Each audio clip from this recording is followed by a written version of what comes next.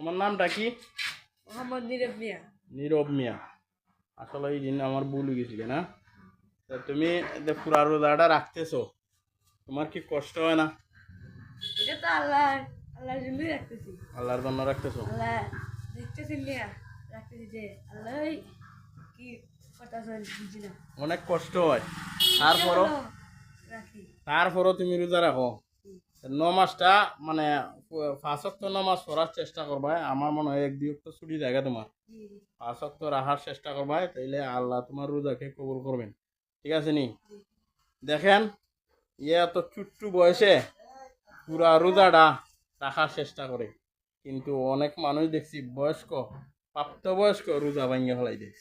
সবাই দোয়া করবেন ওর জন্য, ও যাতে পূর্ণ রোজাটা এই রোজা মাসে রোজা রাখতে পারে। আল্লাহ জানা তৌফিক দিন, আমিন।